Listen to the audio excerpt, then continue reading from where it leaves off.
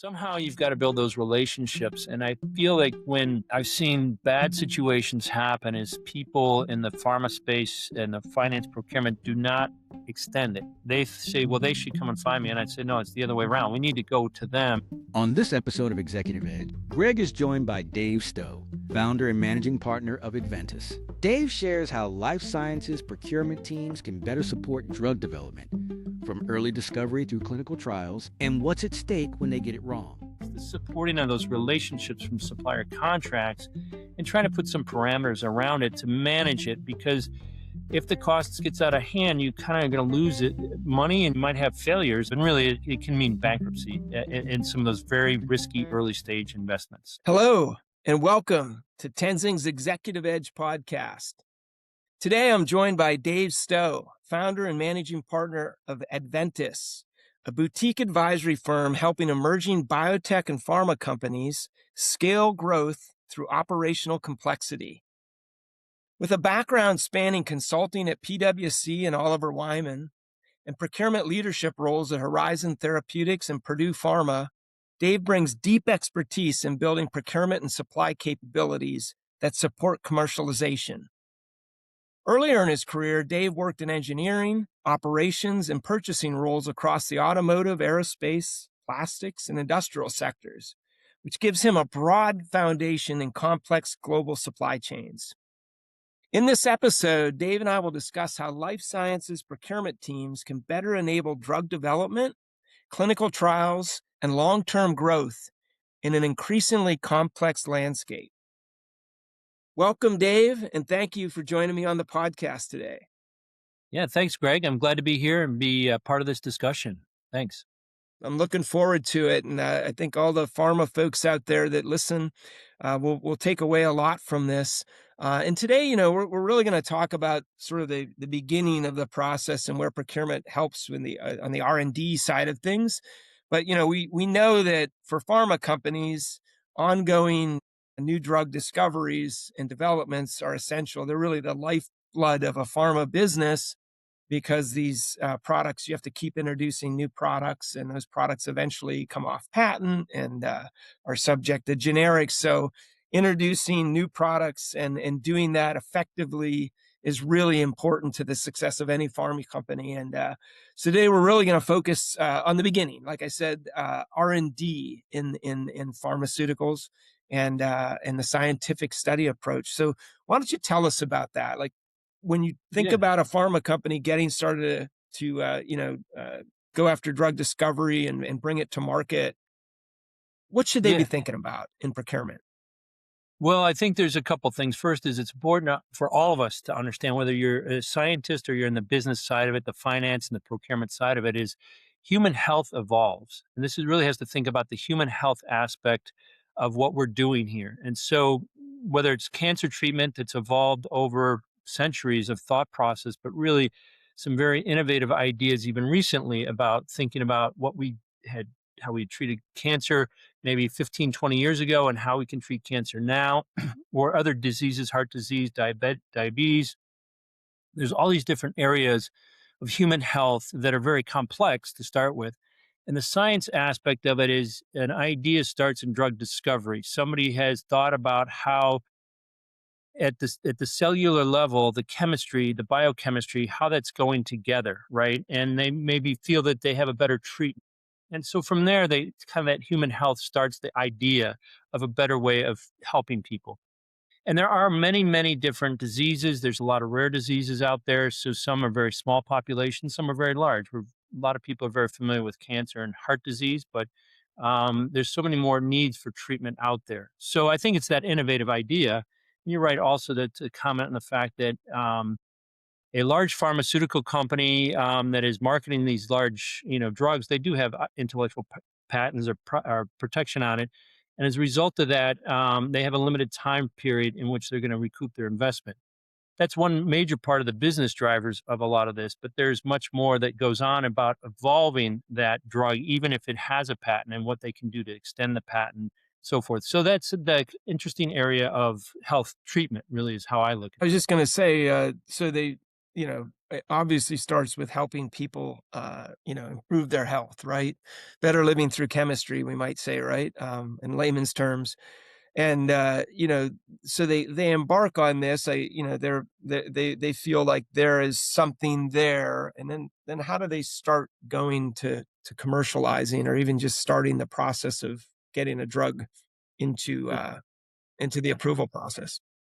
So there's the FDA here in the U.S. has a very structured way of companies moving through this pipeline. It's basically a couple main stages. There's the core drug discovery, which is really in the area of I'll call it the laboratory, right? So we're just talking about looking at chemistry, to your point, and then you move into preclinical, which is a lot of animal testing that gets into the areas of particularly around safety, and they look at a number of different aspects of the drug and maybe how it could have toxicity or the adverse event on a biological organism.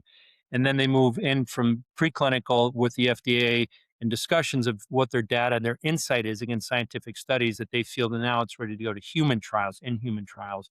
So first in human trials, started in clinical trials. They have three main phases, phase 1, 2, and 3.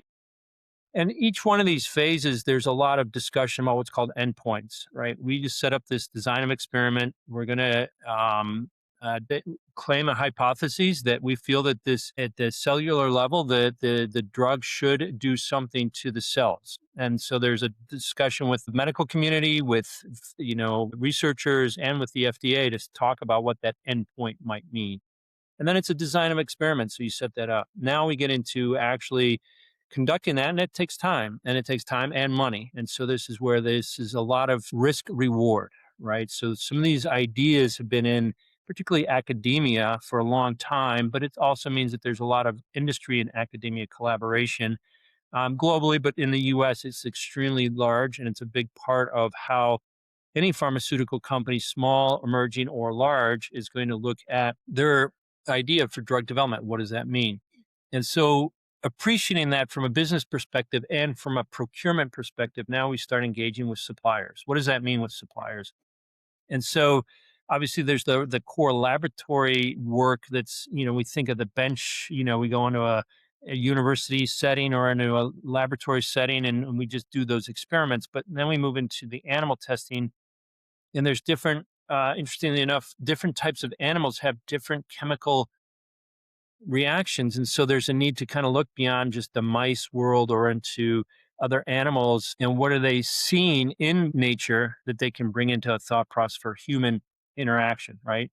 Now that's very scientific, and in a business, finance, or procurement role doesn't get into that area, but it's the supporting of those relationships from supplier contracts and trying to put some parameters around it to manage it, because if the costs gets out of hand, you kind of going to lose money, and you're also going to run out of, and you might have failures, and that's just extremely bad from a business perspective. And really, it can mean bankruptcy in some of those very risky early stage investments.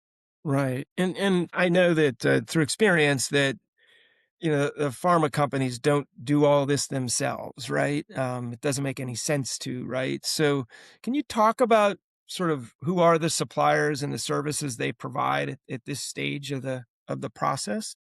Yeah, and I think it's important that the main, we'll call them, they're called CROs or contract research organizations. These are, I really look at them as professional service firms that have staff that are PhDs and people who are very skilled in understanding how to run these tests. And so, whether they're in the preclinical area, focus much more on the animal testing or in the human trials, there are organizations that go out and help structure this design. And design of experiments is going to say, here's our scope of what we're doing, here's our endpoints, here's how we're going to test it. There's obviously, the idea of a double blind test. So we have situations where nobody knows exactly who's being treated. So there's a lot of scientific, or there's a lot need for information capture. So I'll call it not just the people who are doing the actual research, but there's also clinical trial management systems. And so that data becomes another piece of this. So think about labor and information. How do you bring it together? So I think those are big areas in this space. And then, of course, there's a lot of regulatory oversight. So how do we handle this? So documentation of paperwork and documentation of findings, and then presenting those findings in an academic setting, in a conference setting to the FDA. But there's a need for this scientific knowledge to come out. So the service base, we'll call it, is the CROs is the main area. There's also a lot of, the suppliers of the drugs, so to speak, the chemical suppliers, the labs that are going to do the testing, the specialty pharmacies.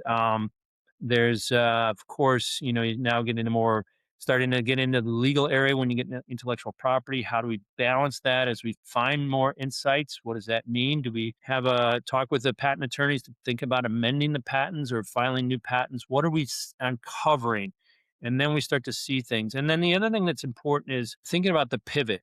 Every company that goes through any trial and testing, at some point, their idea might not exactly be where they're going, but maybe it gives them another insight and they have to switch through. And there's been an interesting study, I guess you could say, of what was it, about 20 plus years ago, was Viagra, right? And it was more about heart treatment. And then it kind of saw some indications that we can all look online and figure out what those indications were, but it led to a different marketplace and a different aspect of human health.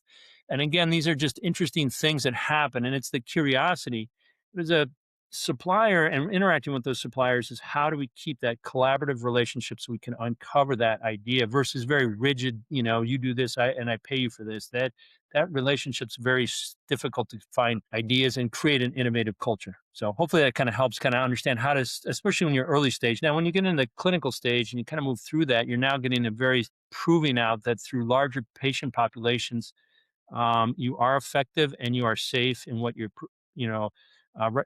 hypotheses are, so that you can get to the end of phase 3 and get an approval from the FDA to actually then market and sell the drug in the U.S. And then other, government agencies outside of the U.S. manage out theirs.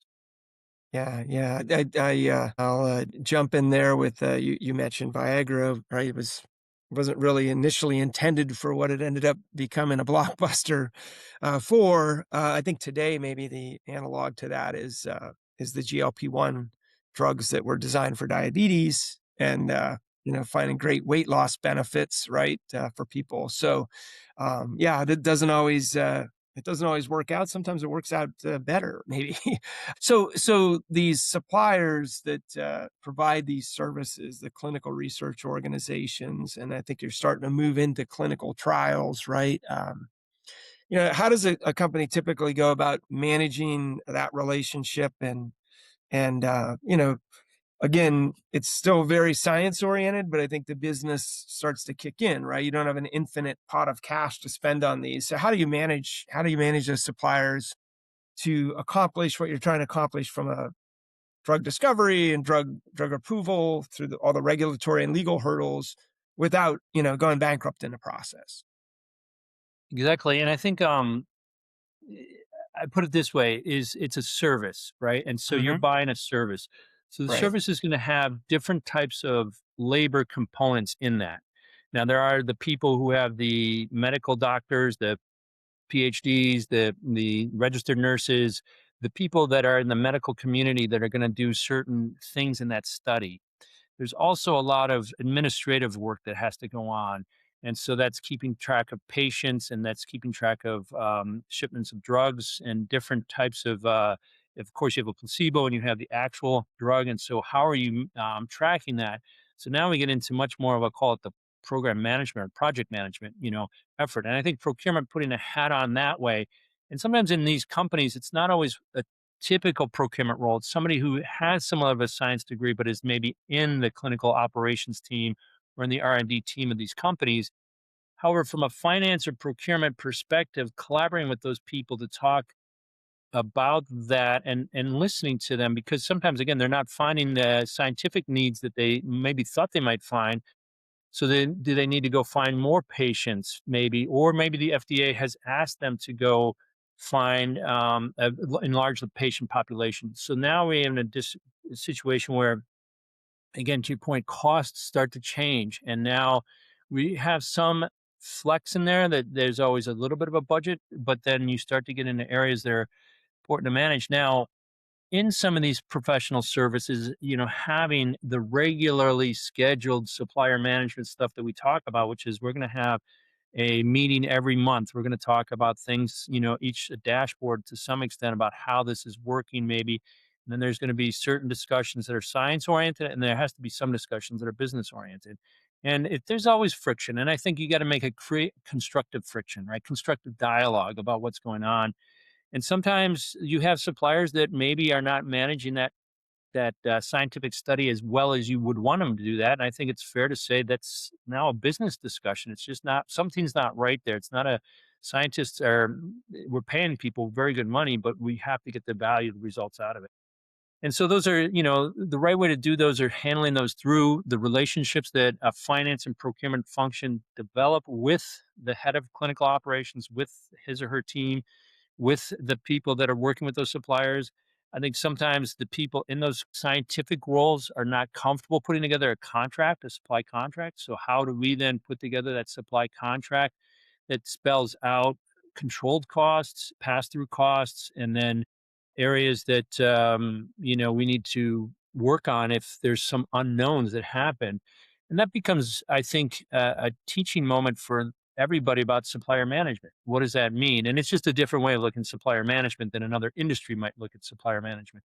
We're talking about people, we're talking about time management, we're talking about also trying to have some level of appreciation that there will be these scientific studies that just don't go the way they're supposed to go. But maybe if we spend a little bit more time or money, we can understand how to do that pivot that we just talked about, with these different drugs.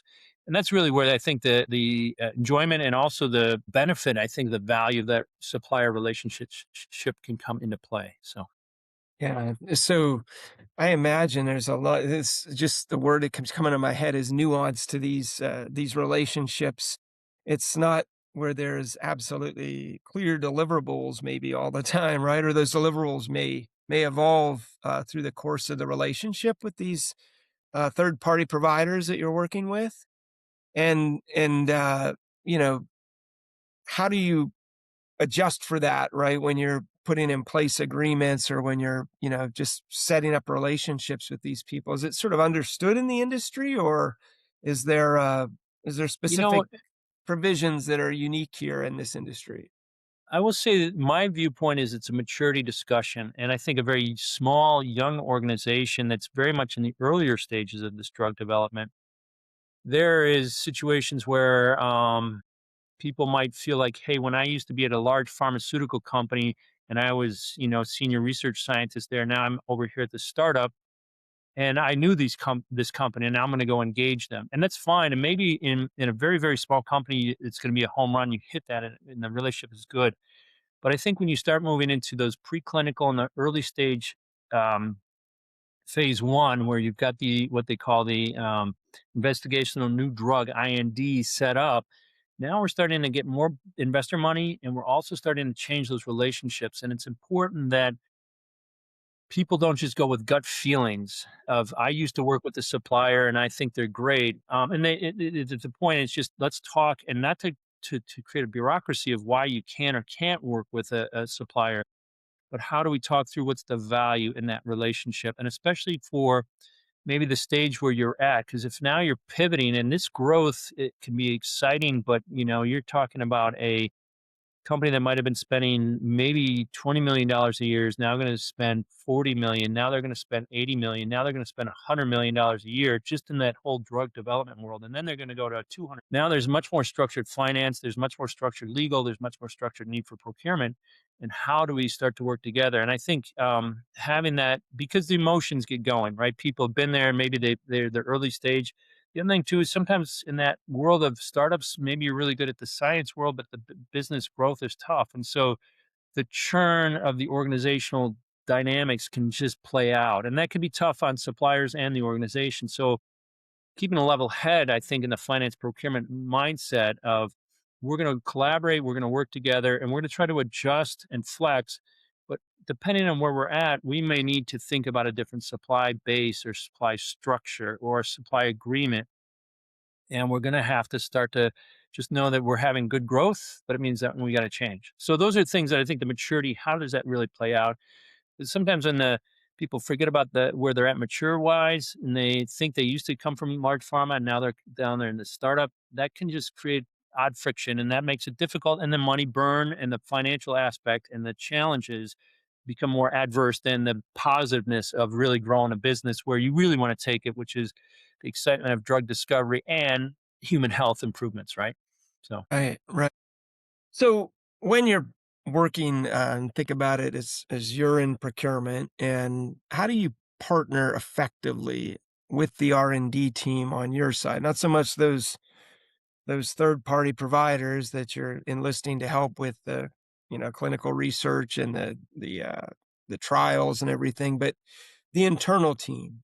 Like, how do you yeah, work together and maybe steer them with the sort of a big yeah, lens toward the right things without, right, you don't want to tamp down their their capabilities, right? You don't want to hamstring them, so to speak, in their ability to execute on what kind of work they do. But they're an R&D, and R&D is really different than business, right? And well, so yeah, yeah. so how do you what are some things you've done, maybe some best practices that you can share that you found effective to work with that organization and achieve the outcomes, right? It's all about outcomes, and how do you work Yes. with them effectively to achieve those outcomes?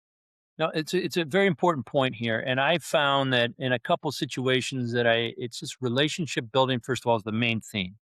You have to be willing to say to somebody that's in these organizations internal, Mhm. hey, do you got time for a coffee? You got time for lunch? You got time for whatever? And listening to them. And I find that whether I was talking about pharmacovigilance or talking about some of these clinical trials, when I listen more and I encourage my staff to listen to, and sometimes people come back and say, well, we have a budget. We have to live in a budget. Well, we have to do some things, but how do we work together? So what I found is that instead of procurement being perceived as a bureaucratic, very good if you were buying something for the government, we're Mhm. in a situation where we might flex and this pivots might happen. And so the budgets that I set up at the high level with suppliers might change as I move through this.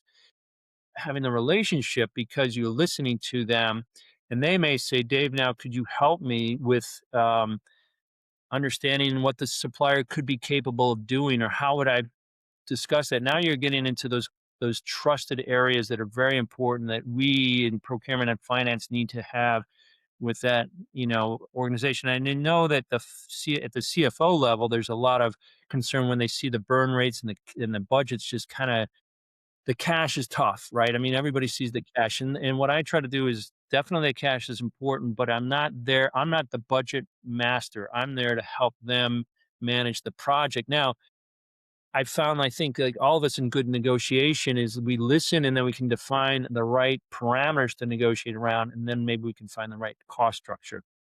But it's a relationship that has to be built continually. And so finding that time to say, whether it's on a monthly basis, can we sit down if it's just high level, but when you get into specific projects and you're really trying to manage it, you've got to spend time to see if you can even have lunch and dinner or lunch and coffee or whatever it is, or breakfast, whatever.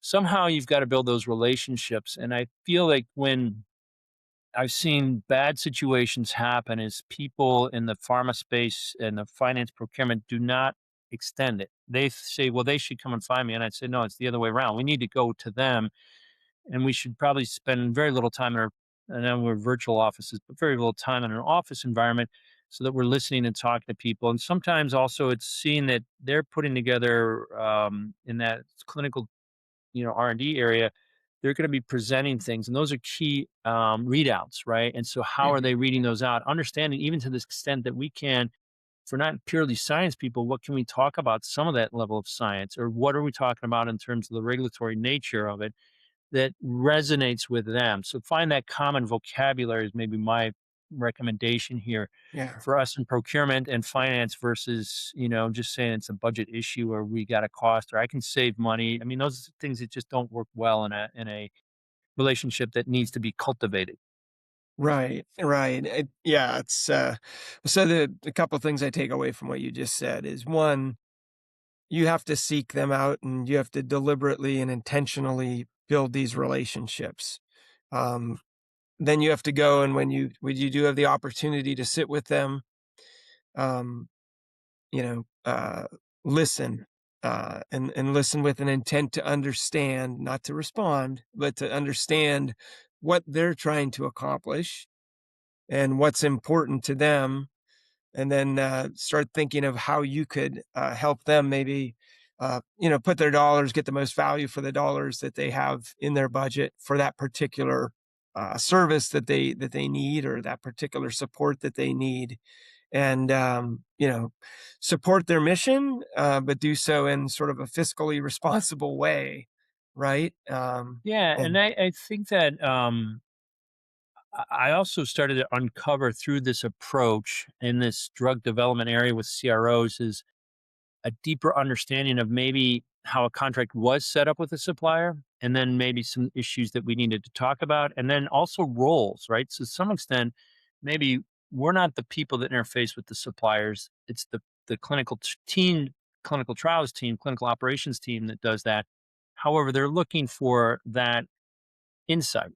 And listen, the way this contract is written, it's probably going to be a challenge, but we should have a talk with the supplier, and here's how I would structure the discussion with them.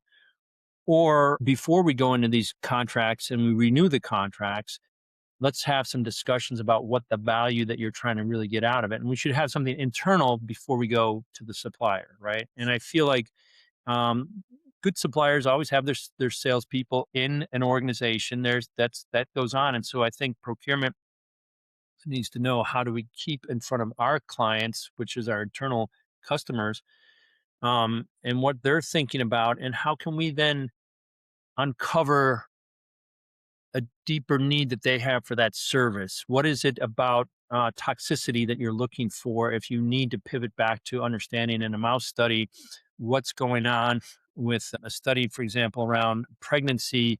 And so they will do this in a mouse and figure out if there's adverse events. And it's interesting what's going on there.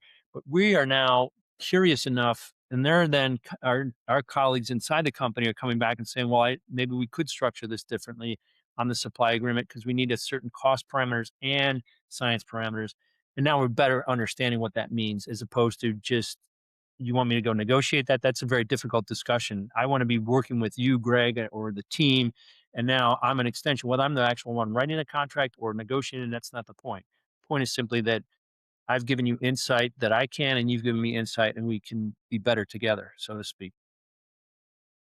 put you on the spot maybe here a minute. Stories always resonate right with the audience, so maybe if you could tell a story of where you sort of had a situation where it was not working so well, and you were able to build a relationship with the R&D organization, and get aligned, and come out with a positive outcome, without disclosing the company or anything that's confidential.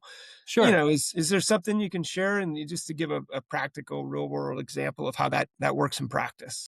I was within a company, so in the head of pharmacovigilance, and pharmacovigilance is very important in the life science space because it's really about monitoring ongoing drug safety and efficacy, right? So Hmm. there's a lot of data and information that comes not only from the company collecting data, but also from regulatory agencies like the FDA, but even globally. And so now we're getting into much more of a data oriented on pharmacovigilance. And so the company needed to upgrade its whole pharmacovigilance process, and that included really working with a lot of suppliers. For a variety of reasons, the original contract written many years ago just was not serving, and the supplier was not serving their needs. So they needed to pivot and change that. Now it's a combination of services and information. The services, sometimes the head of pharmacovigilance out of R&D, woman with PhD, and her team is very smart. They can manage that, but I think the struggle became more in the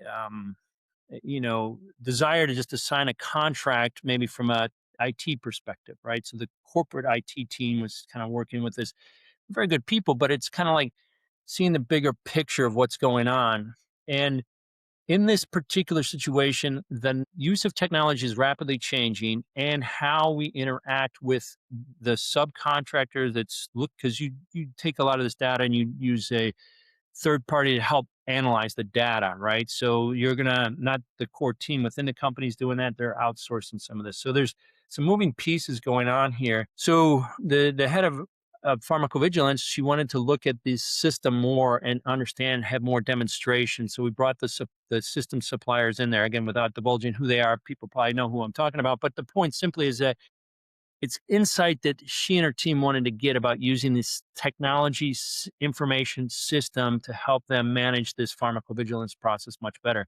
It took months to do this, right? And I think the desire was, couldn't we just do an RFP and just get, prices, and we could just compare apples to apples and do that? Well, there's no apples to apples. This is not even apples and oranges. This is something that's just too foreign, and the use of data, I find, in today's society is so important. So now how do we think about that? So you got to put on kind of a bigger hat in doing that. So what I found is working with her and her team is that listening, what she was really wanting was demonstrations. She wanted long demonstrations, so not just a 30-minute demonstration. She wanted an afternoon demonstration in which we sat in a conference room with also people dialing in, to share screens and all that stuff, and her team asking many questions of Mhm. the software. And this is software A and software B providers, and then also the services and how those are coming together. And again, hours of evaluation. That can be frustrating for a lot of people, but in the end of this whole thing is we then are ready to do the actual, what I call the good RFP, the really laying it out, and then having that healthy discussions with the suppliers who proposed it, then really knowing how to evaluate the suppliers, and then ultimately even getting the price that you're looking for. And I know that this is frustrating to people, but this type of service also, by the way, needs to be approved by the CFO and CEO of the corporation in a pharma world, because if a company cannot manage its pharmacovigilance, that's another huge risk that's just going to be causing a lot of problems. And so this is not a light piece of service and software to buy. It's a very integral part of it that's strategic to the company. But you got to listen, you got to work, and you got to figure out how we're going to continue to evolve over those months so that we're learning something about what we're buying. And that's, I think, what she was really looking for. And in the end, we did quite well in saving money and implementing a new system. But you know, in the middle of it, some people were like, just pick it. You can't do that, in this situation. So anyway, Right. yeah. Well, I think, your internal client, the head of covigilance, was very interested in what the experience was going to be like and what the quality of the solution looked like. And I think, you know, kudos to her for, wanting the longer demonstrations and getting a lot of people involved to see what it's really capable of doing and will this work for us, right? I think when people are evaluating anything, whether it's a service, a software, a product, it's like, does this fit our need, right? It may fit other people in our industry, but does it meet the specific needs of our company and the way that we like to work and the way that we like to look at things? And does it fit obviously the financial budget that we've put aside for this, and hold us within the compliance that we need to maintain, et cetera, and so on, right? So, um, you know, sounds like you set up a process by which she could get comfortable with the evaluation and get comfortable, more importantly, with the decision that they ultimately made. Right. And I always feel like in the life science space, and I'm sure in other industries too, but let's just talk about this back to the scientific approach, right? We don't know, right? And so we're going to go into buying, I would say, almost anything you're buying. I mean, of course, there's accounting services and IT and other things, but what I was driving at, there's something there about some of these categories that we're interacting with where we have to put ourselves really in their shoes, our internal, colleagues' shoes.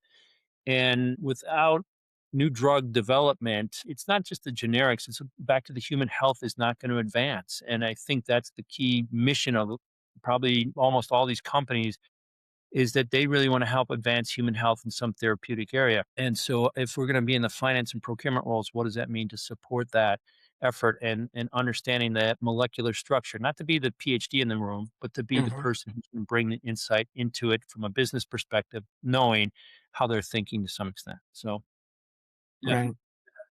Yeah. exciting stuff.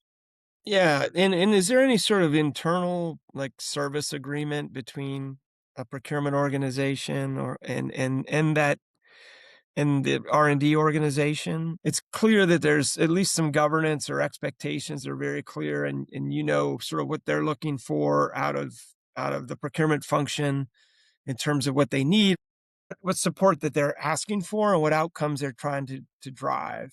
So tell me about, is that formally governed in any way in your experience? Well, um, I would say I've not seen the formal governance, not to say that you can't have it. Right. And to some extent, maybe what I've seen in some of the world that I've been in, more the emerging pharmaceutical and some of the, but even established pharma from some of my bigger consulting days, is there has to be, I think, still a relationship that's intangible. I feel comfortable. I can pick up the phone and talk to Greg. Greg can feel comfortable picking up the phone and talk to me, right? I mean, there has to be some level of that. Now, can we formalize that and structure that? I know CFOs sometimes in the past that I've seen try to do that because they're worried about the cost. I think that there's always friction that can happen. Now, I think you have to be very active about it. So you cannot just say, well, this will be really organic. No, can we at least have quarterly discussions? Can we have monthly discussions? What would be productive working together? So there is a need to push some level of structure into that relationship. Do I formalize it with some guidelines? Maybe that's evolved over time and that's a trust, and people now feel comfortable. I think that it's very important that, within as a company grows, there's going to be many more categories. So then how do people have the expertise to really understand issues around early clinical trials or preclinical trials or late stage or the pharmacovigilance or, dealing with the, clinical trial management software aspect of things. I mean, those are different angles and categories, but it's important that there's maybe a regular discussion that it's not always finance driven because that would be wrong. I think it needs to be also driven by, can I sit in on the R&D teams, some of the work that they're doing to present to industry or present to academia. What does that mean? I mean, I had a doctor within the company sit down with me, an MD, that walked through. He pulled up a book that he wanted to buy. It was a very analytic or academic book on eyes, the makeup of the human eye, because the company was looking at eye treatment, right? Eye Hmm. diseases. And so he started to walk me through a lot of the cellular structure within the eye in itself. And then again, I'm not going to be the scientist, but just to appreciate what he's walking me through is very interesting. And so that half hour engagement, walking through why we're going to buy certain things, because they want to then take these books and share them with the sales force, right? So it was a little bit more commercial oriented, but it was very science oriented. And I think we need to appreciate that those are great opportunities just to have that relationship built, because I do appreciate the fact that, 70% of the human brain's information comes through the eyes. And without Yeah. a good eyesight, people are very handicapped. And those are big issues on human health. So it's not just a cancer discussion, it's a human health discussion. And that's, I think, what is interesting about some of this stuff. And that curiosity plays out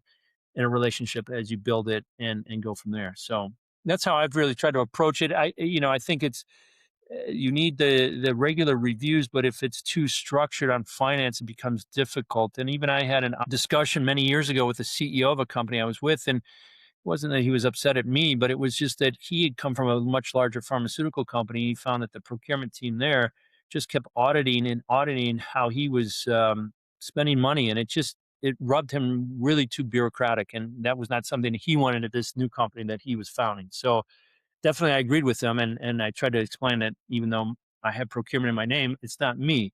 But the perceptions are there, and we have to overcome that, and that's only through relationships. Right. Nobody wants an internal police force, but they want an internal partner that's going to help further the mission. And within reason, right? We should all be able to work together to accomplish the objectives that they're seeking to accomplish. So, a lot of what's coming through here is, Dave, your understanding of, you're trying to do your best to understand the science, not at the level they do, but at a level where you can appreciate that and appreciate what they're trying to accomplish. And I would think that speed, right, is really important in this particular phase, right? Because whoever gets there first, usually gets the biggest share of the pot, right? In these drugs, especially if there's competitors still developing something that will compete with it.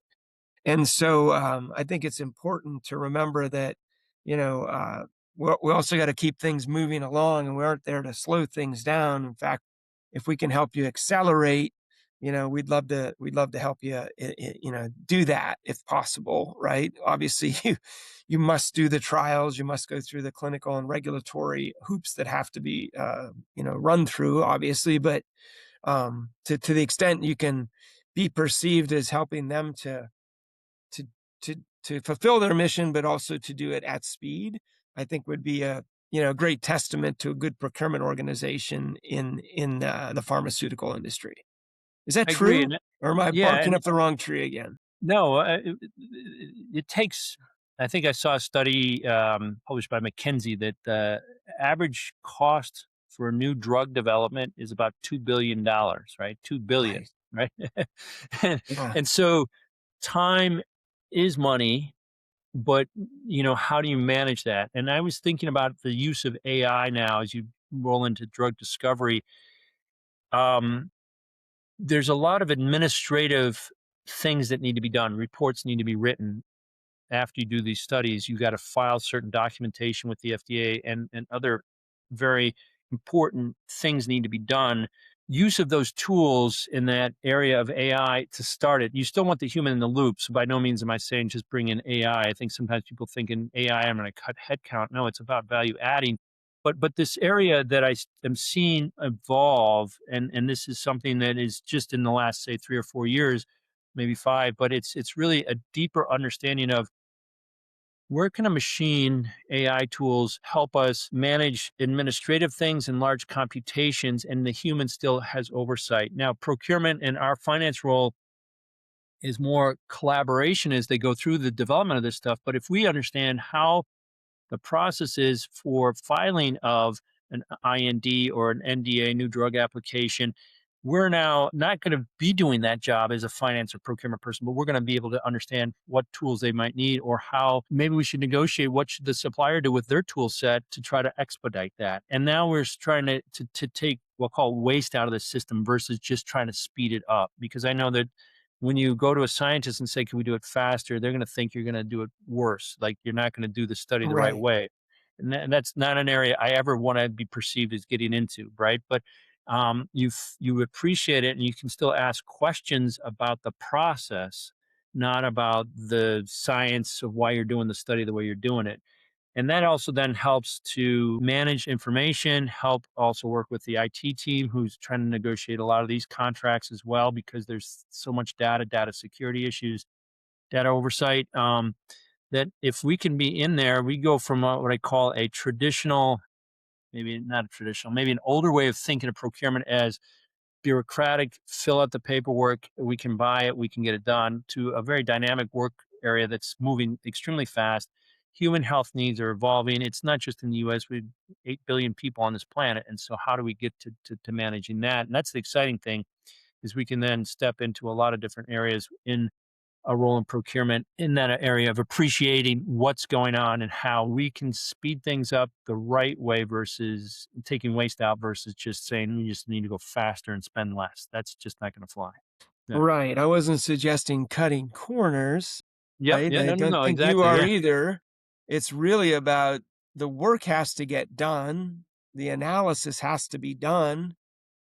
How can we bring in technology to make that happen faster? And I think that's where AI is coming in, and that's sort of the right mindset, I think, about like how do you apply it to be a thought partner, or an accelerator of the work, right? That while I'm sleeping, this tool is working on things that I would be doing tomorrow if I didn't have this tool, right? And put it to work as a partner, so more so than as a replacement for the person, right? Another area of going on in this drug discovery development area is the FDA is now releasing guidance on preclinical animal studies. Right. Mm. The idea there is, could we? Is there different ways of speeding that up and lowering that cost rather than going through a lot of animal studies? And one of the things that I read about, and again, I'm not going to tell somebody that should or shouldn't do a preclinical trial. That's not my job. That my job is just to observe that there seems to be some changes going on at the FDA, saying, well, maybe if there were some preclinical studies done outside of the US or in other areas, could we apply those in toxicity or other areas, and then we wouldn't have to do another one, right? So you cut it out. It, again, we're observing it as a business person, and how would we then talk with our colleagues inside? And they may say that is what's going on, or I do still need to do the study, but here's how we can maybe tweak it. Then we can change budgets, we can change things, and we can understand time and money in doing some of these studies. And I think that's where I try to at least learn, not to be the expert in preclinical trials, but to understand what the business parameters are and how they're changing in that area. Right. Hopefully that helps. Super. Yeah.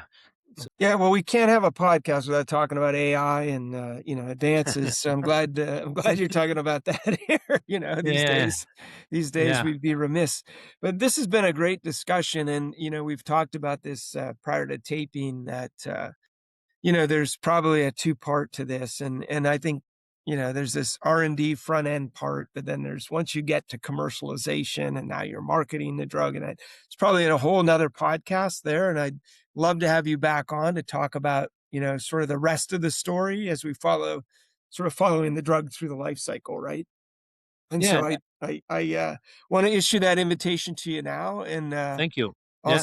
also thank you for a great discussion about a topic that I think is very important to the pharmaceutical industry, and especially as things I think will accelerate now in this new era of AI. But you still need to coordinate all these parties and coordinate all this activity, and to do so at at a reasonable cost, so that you can win the game, so to speak, both from a patient health, which is paramount, but also from a financial point of view and financial performance point of view. Yeah. Exactly, and I think that's really what drives the market. And I appreciate the offer there, Greg. I've appreciated this conversation. The life science space, we talked about the R&D space, but there's the manufacturing of the drug, which is a whole other issue of purchasing and supply chain management. And then there's the commercialization you alluded to there. Yeah. How do we interact with doctors and patients and serve them? And then also the backbone of a corporation, which is the whole back office stuff, right? The IT and the finance and the professional services that are brought there. And I think it's kind of in that vein of always, though, how are we evolving, and how does each one of those areas think about advancing human health? That makes it exciting for me, and I know for a lot of other people. And I think when people are sick, that's usually, or their loved ones are sick, that's usually where they start to really pay attention to some of these advancements, which can be phenomenal. Now Mhm. people that are diagnosed with cancer, that used to be something that was very difficult to digest, but there is a lot of life-saving technology that extends, and a very productive life too. It's not just to survive; it's enjoyment.